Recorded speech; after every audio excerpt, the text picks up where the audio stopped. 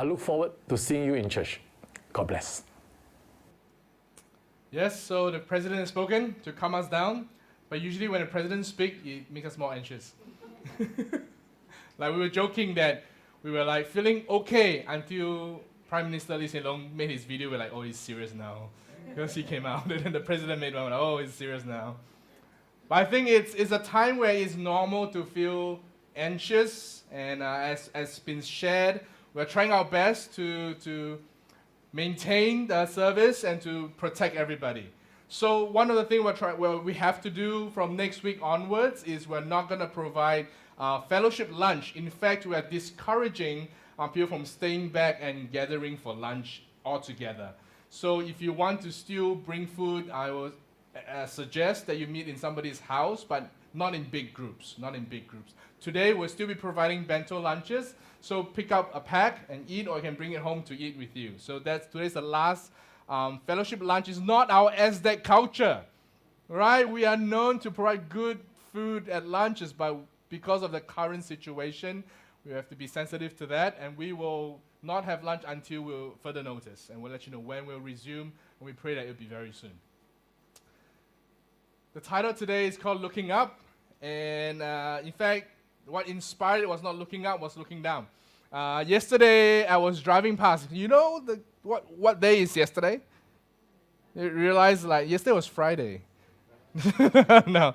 You realize everything's pink today. You know, the hand sanitizer was pink, the bulletin's pink, your sticker's pink, not pink dot. But it's Valentine's Day yesterday, and I realized one thing was really funny. It is fun because my window watched directly across to Far East Flora. Despite COVID-19, people are like really scared, don't do crowd. Yesterday, the crowd at Far East Flora was non-stop. I'm sure a lot of husbands forgot and was there trying to find hope. And there are a lot of people there queuing up for flowers. And I had to I was driving down from Thompson Road and the cars were parked all along, and it came out and it was blocking the bus, and I was just like, guys, be prepared, right? So it's interesting that despite the fear, despite the current situation, because of love, it overcame that. Or it could be a greater fear, I don't know. But fear is a crazy thing, as Uncle Fred Long shared just now. It can paralyze. It can cause irrationality. It can make us do things that we normally won't do, think things that we normally don't think, and react in a way we normally would not react. But it's understandable, because given the current news that we get, you know, they say this time round is scarier than SARS, not because of the virus, but because of internet. You know, Google News, and then you get WhatsApp, you got forwarded all these crazy things that all of us just gonna die yesterday, but we didn't. You know, it's scary. Information itself can be very scary, and if you don't know, especially when you're bombarded by so much information, you can't tell what is real, what is not real. You just simply choose to just accept all because you're scared. Because you're scared. This is what happened. You know, like the thing changed and to orange, and there was news going out that actually, if you trace it, it originated from Hong Kong when they had their panic, when there's no more paper, there's no more rice supply. You know, people ran out and they just grab everything that is in the stores. Even I heard one interview, and this person says, "I never eat instant noodle, but I will get few boxes just in case." And so I went the day after, not to buy stuff, just for fun. I wanted to see how bad it was at the Giant, the Sheng Siong, and the FairPrice near my house. So I went there, and I went in, and there was others like me. I heard conversations like, you know, yesterday I came, it was crazy. The queue was up to here, and I'm like, "Uncle, here, yeah." And then, you know, we went in, and they haven't restocked yet in Sheng Siong that I went, and the whole row, it spans the entire Sheng Siong. There was one entire row of instant noodle, empty. And I'm like, wow. But there was one pack left. And I looked at the uncle. Uncle, look at me. Nah, you can have it. like crazy stuff happened, and toilet paper. Why? Worst come to worst, right? Why? In China. And it's amazing because somebody came to SDACC and actually SDACC has a person who donated a lot of toilet paper a couple of months ago, about in November. And somebody came in like, Pastor James, you want to grab? I said, no, God provided. Months before he knew people would be grabbing toilet paper, he gave us a whole stock. I don't know. But then at the same time, when there's fear and craziness, in irrationality, there is beauty and love.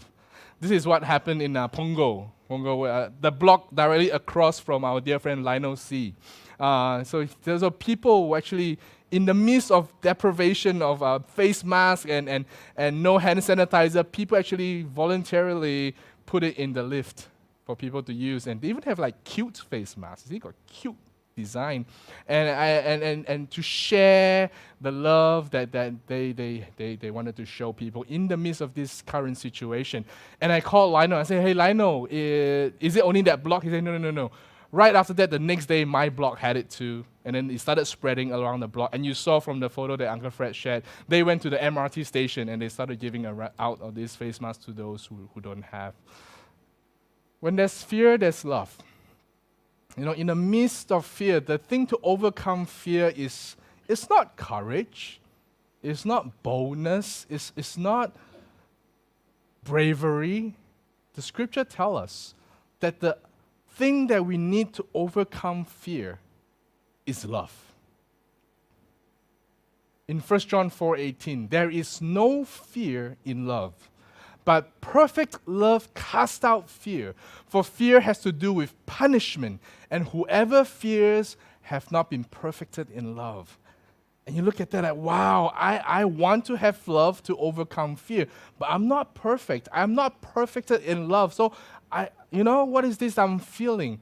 You know, there's strange, crazy things that I've been hearing. I get text messages nonstop of people freaking out. And there was one that I was particularly offended personally when it says, is God punishing us?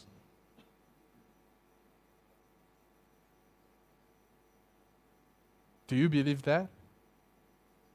That God is causing pestilences on these stubborn-necked people because they would not repent.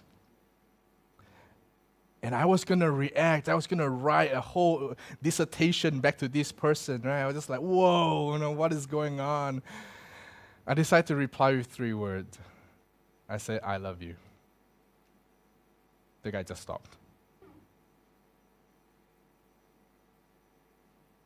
I don't think the God that we serve, the God who continuously have shown himself to us, is a God who is vengeful, who finds a little thing that we do and then comes straight on us and just pour out his vengeance and punishes his people. That is not the God I know. Anyone who does not love does not know God, because God is love. The scriptural love that's described is not an emotion. It's not what people yesterday feel. They're like, oh, I feel emotionally happy. The word is eros, for love. And it's not even filial, where you feel love for a brother or for your family. The scripture says that the perfect love that's being described is agape. And the agape is not a feeling, it's not a knowledge. The agape is a person. You cannot want agape. You cannot want more of agape. To agape more there's no such thing. It says that love must be perfected, not because you need to work your way and do more and learn how to love more so that you can push out and remove this part of you called fear. No, when he says perfected, is the word there talks about a bottle being filled, and when it's perfect, it's filled to the brim. And how do you fill to the brim with love? You allow love to move in. I grew up praying, say, God, I want to love more. Help me be a more loving person. James, by default, is not very loving. James by default is very punitive, very judgmental, very right and wrong and black and white growing up. I was like, this is this is that, this is correct, this is not wrong. It is helpful for my career when I could see problems. I have a innate problem of my personality that I went for psychological testing and it's shown that it's me. It's not a bad thing, but I just see bad before seeing good. So when you're a consultant, you're wonderful. Let me tell you what's wrong with your company. Everything. I could list out, write reports on things. But it's also who I am that I realize I unknowingly bring it across to my relationship with people. I always look at things people can get better at. That's how I frame it. That's how I think, you should improve on that. But I realize that then I keep telling people you're not good enough. Not good enough. You need to improve on that. You can get better. You are not living up to your potential, man. Sounds good, but it's not really. And so I said, God, help me to love more as a person. Love more. What can I do to love more? So I'll check the way I talk. I'll check the tone of my voice, the things that I say, or I'll intentionally do things, buy gifts. And I'm like, no, those are all external. Then I realized the prayer has to change. Don't help me love more. Help me receive love more. Help me receive Jesus into my life more, because it's not me who's loving, it's Jesus loving through me. So I need to let Jesus take control more of my life. What do you mean by that, James? I can't tell you how it works, but it's a decision you have to make. Some of you know that I was a lifeguard, and people think lifeguard have the best job. Right? Like you go to work at 6 a.m. and it's like, you're paid to sit on a chair and look at water. Be water, my friend. Just look at the water, especially when I told you when I work, I smart, right? I work only on weekdays. Because nobody can work weekdays. They all can only work weekends. So I'm like, no problem. I work weekday, I work every day. Who goes to Pasir Ris NTUC Resort on a Wednesday afternoon? Nobody, right? So I just sit there and then, but working on weekday comes, then you get lost in the time of just sitting there and all that, and you don't realize it's school holiday. And then you still work weekdays. Oh, then the thing changed. People come and I say, oh, what's all these families coming in? Oh, it's school holiday. Oh no, I'm on shift for the next 2 weeks, and you get just kids coming, and I had 3, because weekday, the good and bad of weekday. The good of weekday, usually nobody comes. And because nobody comes, they put 1 lifeguard on duty and not 2. And there's 3 pools, 1 children pool, 1 children play pool, and then the adult pool. I have 2 eyes. And then so I realized I have to, then you get family with different age group. You get the toddler, the primary school kids, and the adults who decide to go to 3 different pools. Parents don't do that. Don't leave your kid in the infant pool and go swim by yourself. Thinking is very shallow. Kids can drown in 50 centimeters of water. And so I'll be there, I'll be like, but the thing is, I realized that you kind of start to notice dangerous people. Kids who like to run as if they are free from their parents, and you go, ah, then you know, oh. So I got so good at spotting kids who's going to do stupid that I'll could see them from afar, and I'll look at them, I'll keep staring at them, and I'll just, my peripheral vision got really good. I could see everything at the same time. But then there's some kids that you just need to watch, and sure enough, there's one kid who go, past the infant pool, primary pool, towards the deep adult pool, yay! Immediately I jumped in. Because the next thing I know,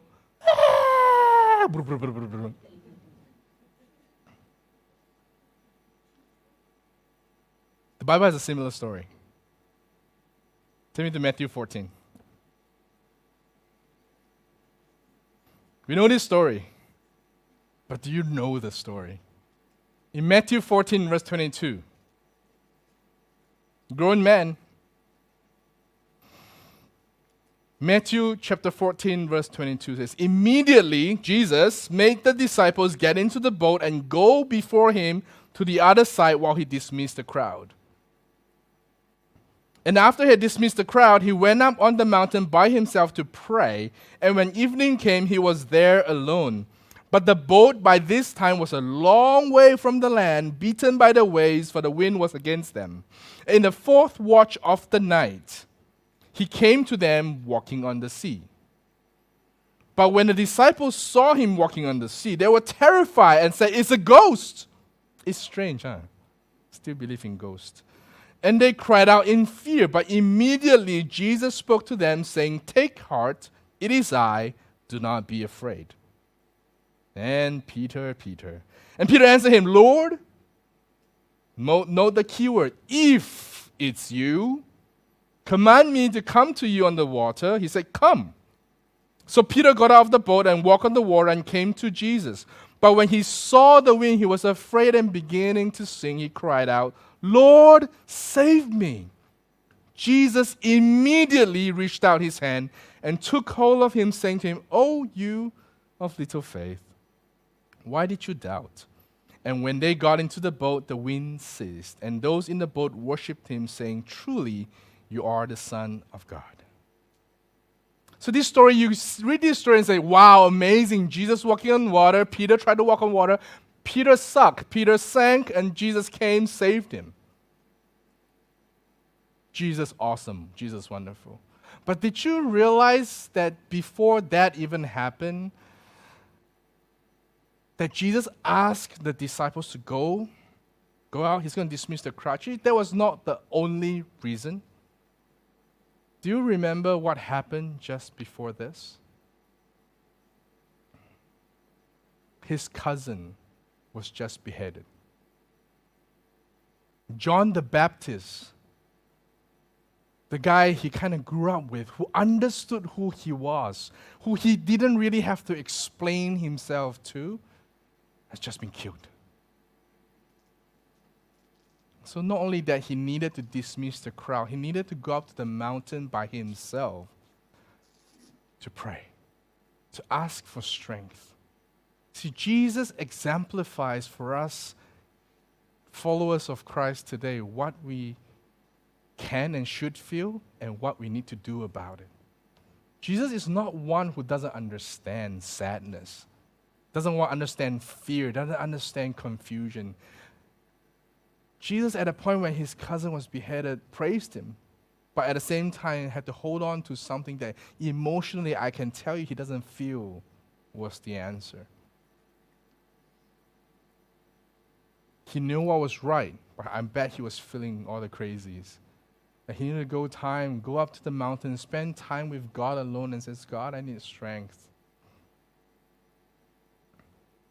Where are you going for your strength in the midst of this crisis? Buy more masks? Store up more hand sanitizers? Washing your hands more? Avoiding human being altogether? Have you gone to God? Have you asked him, "Lord, why is this happening? Why am I feeling what I'm feeling? What do I do in this time?" Even Jesus needed that. We seem to think that Jesus has that automatically. He will be filled with faith and courage to do what he needed to do, filled with love. He himself needed to seek God for strength. And then when he was walking on the water, coming to him, imagine you've just come from a place where your own cousin who really trusted and understood you had just gone and passed away, and you come to your disciple thinking they would be the one that fill up that gap, and immediately they look at you and says, "Ghost!" And you knew at that moment that they don't understand. They don't know who you are. The person that you think could rely on, you can't. But thankfully, they change quickly, and in his word he says, "It is I. Do not be afraid." In his time of emotional turmoil, he still had the strength to comfort his disciples. And at that point, his favorite disciple, not really, like the guy who has the most faith, who claims to have the most faith, comes and goes, Jesus, if it's you, I'm not sure, but if it's you, prove yourself. Let me walk on water. And Jesus says, come. It's okay, come. But do you realize where Jesus was? Jesus was not sitting in the comfort of the boat. He was not in the safety of the boat. He was in the waves. You know that the wave only stopped when Peter and Jesus got back to the boat. The Bible was not wasting well before that, saying the wind was against the boat. It was crazy wave. Jesus was already in the storm, showing that God can empower him to walk in the midst of the storm. He doesn't invite Peter into the safety of the boat or the safety of land. He invites Peter to the crazy dangers of the waves. But he says, even with the waves, you're going to walk on it. How many times as Christians we think we should be in peace, comfort, no trouble, there should be no COVID-19, there should be no quarantine, no LOA, there should be no economy crisis, there should be no business going bankrupt. Continuously, the scriptures show us God is not present outside of these troubles. But in fact, again and again and again, God is in the midst of the trouble before you and I are even there. But he's saying, don't worry because I'm already here. Come, let's walk together. The continuous choice of God to walk with mankind was not new. It started in the Garden of Eden. Knowing that they would get in trouble, he walked with them daily, trying to prepare them not to fall prey to the devil. But when the devil tricked Eve and Adam, he didn't avoid them. He didn't shun them. The very first thing Jesus did was to be there, walking with them again. I don't know what hardship all of you may be facing. You may have some members, friends, families who are on the front line, and you're worried sick about them. Or you may have family somewhere else, not in Singapore, who are actually sick from the virus. Some people, maybe some of you, your business is affected. You don't even dare to think about what's going to happen after this. But God says, I'm not going to remove the trouble, but I'm going to be there with you to walk through it. Love is not a stem of no conflict. In fact, most people who are married, been in a relationship for a long time, tells you sometimes you need those conflicts to grow closer. Some things are not spoken. I remember me and Tiffany, she doesn't like me talking about her, but I will talk about it one more time. It's online, she's watching. like, there's certain things that doesn't come out until you get angry.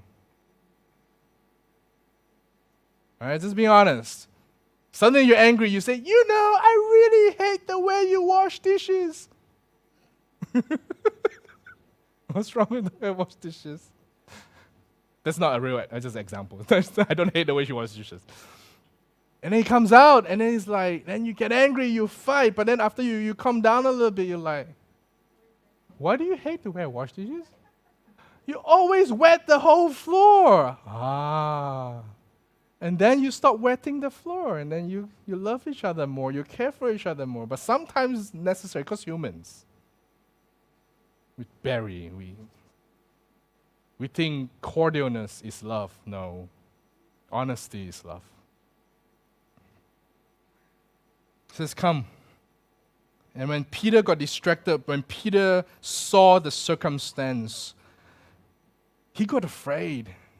He was fearful, and he started sinking. I can tell you how many comments I've heard about people saying, God has abandoned me because I've sinned against him. Peter took his eyes off Jesus, and he said, don't take your eye off Jesus. See, that's the problem. That's human, man. You try walking in the wave. Like looking down, it says, sharks? Maybe not. It's like big fish. Uncle Fred showed me a fish of Peter. It looks very scary. I mean, it's just swimming under you. You're just walking on it, and you go, whoa. And you look. You're not like intentionally trying to take your eyes off Jesus. Like, I don't look at you. No, it's not. You're just like, whoa, whoa, whoa. Before you know it, you're sinking. And this virus that we're dealing with now can do that. Wash hands, sticker, scan temperature, wear mask, cough. Forget Jesus. So tense, so anxious, cannot sleep. I actually dreamt about checking temperature this morning last night. Man, I was like, okay, tomorrow morning. And then I dreamt it, and I woke up. Hasn't started yet. Oh, man. The mind, when you think about something too much, it becomes reality. I don't think Peter intentionally took his eyes off Jesus. God doesn't punish us for like that. And Peter had the right reaction. No matter what you say, he took his eyes off Jesus. He had the right reaction. Because the first thing he says, Lord, save me. Lord, save me. What's your first reaction? And I love how beautiful the next verse is. Lord, save me. Jesus didn't go, see, take your eyes off me, see that, sink. But we think about God like that, you know? We think he's like vindictive. No, the next verse says immediately, the second immediate. The first immediate was when they were fearful. He says, it is I. Don't be afraid. Then Peter is sinking, fearful. Lord, save me immediately. Second time. In one story. Very important. Immediately reached out his hand and took hold of him. Wait, imagine that. Did you picture that? Peter was walking towards Jesus. He took his eye off Jesus. He was sinking. Next thing, Jesus was right there. We always think we have to make the effort to walk towards God. But God was sprinting towards Peter. One step Peter took, Jesus was like, come to his side, knowing that's going to happen. So easy to fall into this kind of distraction. Lord, save me. As his hand go up, I tell you, immediately Jesus' hands came down.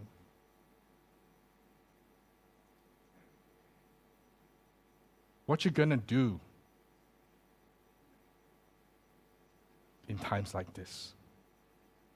Are you gonna call to a God who actually can do something about your life? Who is love?